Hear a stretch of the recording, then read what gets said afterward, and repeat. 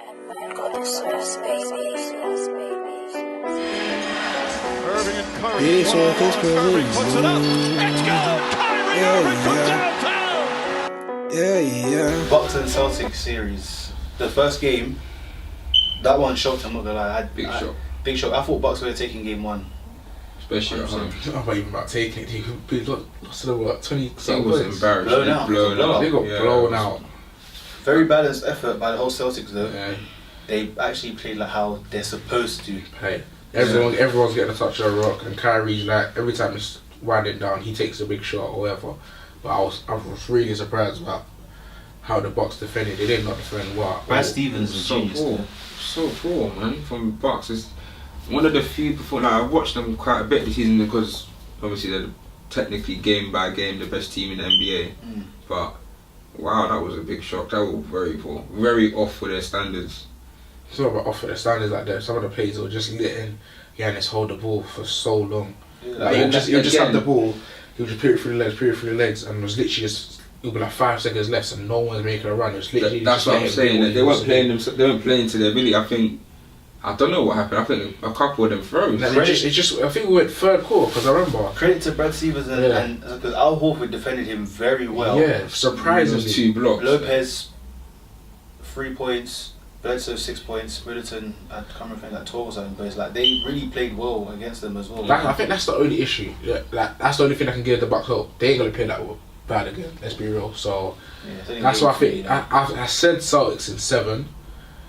That's all I said. But I think now they got home court advantage, isn't it? That's Celtics now. I did not. But the thing is, I did not expect them to win game 1. That's why I'm even sticking to my pick because I did not expect them to win game 1. Even if they did win, I didn't expect it to be like that. Like a blowout. They were up by 21 at one point. Yeah, at half time. No, the thing is, at half time, I think it was close. I remember. No, half time. It was almost. I think it was 50. No, it was quite close actually. It was like 52. Just after half time. Yeah. By the end of the third quarter, it was like because the third quarter, I don't know what's the name. Budenholzer went and said to them at half time because they came up flat. And Kyrie was just making fadeaways like Kobe or something. There was one video I saw, Bleacher Report. He was looking at Kobe. He got the way he got the ball and just faked it and went. And it was man. I was happy to see that because I love the Celtics, so I was happy to actually see that happen, but I didn't expect it at all. Yeah, I was surprised, but let's be real, Bucks ain't gonna play that. Yeah, they're not gonna play that again. So let's see what happens. I reckon game 2. I reckon the rest of the series is gonna be more of a tie game. It's just gonna come down to last possessions or last few. Who's the closer? And let's be real, Boston had the best closer in the court. So you even see what Kyrie even said as well. Like Kyrie based on the Kevin Durant, he said it in his first game interview. He was like. He wasn't worried about shots, and he's not worried about shots because he can get his shot at any time, and he thinks that, and he knows that everyone in the building knows that. Which is true, and it's the truth. When he said that, I was like, "That's it."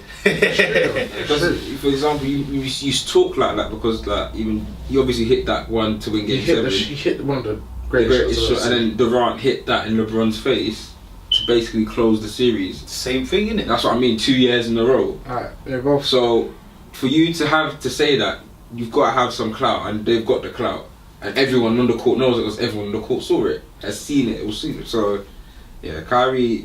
That's the only thing when it does come to closing. When it comes, Giannis can't shoot a big shot. If it's a free, he's made a couple like jump shot winners. I remember one against New York. He made, but like let's be real. If Kyrie's locked in, no one's stopping that guy. Yeah, because now he's not worried about should I be a facilitator, should I be a scorer. He just play basketball. And that's his best thing. That's what he's good at. He plays basketball. Warriors and Rockets. That one was very controversial, and this one was mad because don't get me started. James Harden was more or less exposed. Like they've been flopping all year, so they kind of been exposed before they're flopping. He got exposed for 35 minutes. As in, no, just in terms of the foul, because it's like, he still scored, but it's like, I don't. There's certain shots. When it comes to the Warriors, you have to do whatever you have to to win because they get the rub of the green all the time. Yeah, let's be real. They get some of the calls they get. I'm just like, what the hell is that? Like, so some of the calls they get, you have 4 All-Stars and you have refs. Harden has to do what he has to win. Yeah. Because he wants a title. Chris Paul wants a title. Eric Gordon wants a title. They have to do what they have to do to win. Very unlucky last year to start with. So even even in yesterday, come on. Last year, let's be real, Chris Paul don't get injured, they win that series. I think they would have won, 100%. So they have to do what they have to do to win. And yesterday, some of the calls on both sides were awful. And I'm being real, some of the calls were just shocking. The officiating was really poor, terrible. Even a couple of the calls on Curry for fouls. Yeah. I was just thinking, like, come on, man. They've just got, like, the refs. This is a big game. This is the game that everyone's been waiting for. You can't be messing up calls, that man. Gerald Green got on Livingston, and it was a foul. And I was like, I think he got all ball. He got the hot. Like, as soon as you saw the replay, he got it slowed down. His hand was literally all on the ball. Yeah, he got all. And it was like, you just go. The league is too damn soft because how is that a foul? Like, he got all ball. And what annoys me about foul calls, like, because they've blown for it, they can't reverse it. Yeah, that's one thing I do hate about it. Actually, they can, because in the finals when they reversed the one about LeBron where they said it was a charge. They reversed it, said it was a blocking, isn't it? Yeah. That was not a block. No, I'm talking about if it's a foul throw. Shooting. That one foul, they can't reverse it. But still, like I think even obviously everyone saw the massive one on Harden to hit, and it was the one obviously the contested 3-point shot. The one to win was to tie the game. Yeah, Draymond Green was a foul. But I think they had a couple. I think that one was tight though, because I think it was a foul. The way to be fair, he's actually shot. He has shot that way. I don't know how that one was. Like, it was very weird because it's like half and half. Like, he does shoot like that usually in general. Because he's been doing it all season and last season. Like, he's been doing it, and he's been doing step backs for how long? So, but I think the rest was just like, no, we're not giving this because he's always flopping. Even me, it's not about flopping. It's the way he shoots. You know, if like Chris Paul, I think a couple of times even Daniel House was taking a free yesterday. And they literally, it's not even about hitting the hand, it's where they step, where Clay contested. There was a time when Clay contested into it. There was 4 times. And everyone knows what happened 2 years ago, 2 summers ago with Kawhi. Like, let's be real. Like, that's the point you're making in the press conference. Doesn't matter if you hit his arm or not. That's dangerous. That can destroy his ankle. If he steps in his ankle, that's destroying his ankle. So that's a foul, is it not? The NBA made that rule. That's a foul. So how many times hit Daniel House was once, Chris Paul, where he even got one, it still went in. That should have been an and one. So how many times that wins them the game? That gets them home court advantage.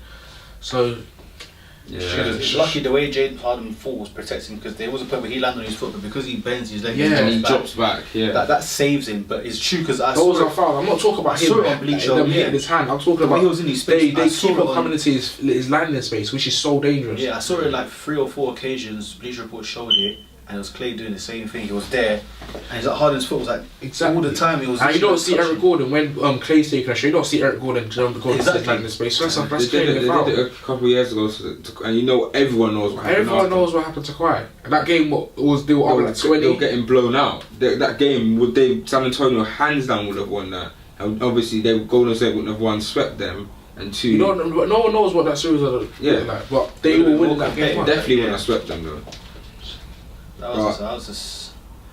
Yeah, it does sum it up. I think the refs, but just need to sort out. Even with all the videos replay and all of that, it doesn't really help out. And the explanations they've now got of their bad calls, they've just got to up it during the game, because it's easy to talk about it after, but these are game and title defining moments that they just keep missing out. Yeah, the refs need to be fair and more efficient, because even the rebound on Chris Paul was a foul. Like, if you're not going to call the Harden one, Chris Paul gets the rebound, I think bounces into his path, he gets it. He gets bulldozed and gives it to Eric Gordon, who's out of bounds, but he gets completely bulldozed. It's like, come on. If that was Steph Curry or Clay, 100. That would have been foul straight away. So just... Sometimes I do think the atmosphere that Oracle does intimidate, not intimidate, but it plays a part in the refs' decisions. It does. It's like they're more hesitant to call things as well. Also, more way they want to give out when it's a Golden State player. They're easier to, because the crowd reacts. Oh, then there'll be that foul. So it's like, they've got to step it up. One person I've been really impressed with, like, in the last couple of games of the last series was Nene. Like he's playing a couple minutes where he's been defending very, he's been rotating because I think he's like 37 now. Yeah, he's quite old. Yeah, and he's rotating well. Every time he grabs a rebound, he knows what to do. Even if it's like Draymond's on him, he still gets his shot off and he goes in. So I think he's going to be an important person in this series. Very important, and I think as well, Capella's going to have a bounce back game because he was terrible yesterday. I think less so. I think they at Golden State, Houston were trying to do. They only found a lob, their famous lob. Yeah, lob once in the third quarter, innit? Yeah, and I was thinking, but they've got to also find a way to get the best out of him without just running that play or without trying. They've just got to maneuver it a bit smart. Like that shows that the amount of offense they've got to only lose by 4. We're talking about bad plays and Capella not having calls and everything. Bad calls and Capella not having.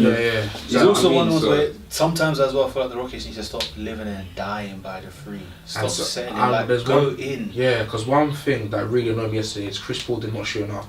Like, because I think he was like, what, 8 for 10 or something, but he shot well. So I don't understand why he didn't shoot more. Because we know he can score on cover, we know he can score on clay. He's one of the greatest mid-range shooters of all time, but I don't understand why I said to him yesterday that in my opinion, for Chris Paul's ability, he had a bad game in my opinion because no, his ability, he just didn't shoot. And he didn't command, he didn't take control. He's a great player. But it's not about yesterday, I'm talking about decision making at times, and I'm talking. He didn't get that many assists. Obviously, they didn't shoot. It's not about assists. They didn't shoot. When you have Harden on the court, he demands the ball as much as Chris Paul, so it's quite hard. There was too much ISO play. Like I think there was literally back-to-back ISO with Harden all the time, and it's like, stop it! Like everyone's just there stagnant. When Chris Paul got to the ball, he's bringing it up and he facilitates. He gives it to Eric Gordon. Eric Gordon's going in. He's getting a bucket. He's giving it to House to go. He's giving it to Nene.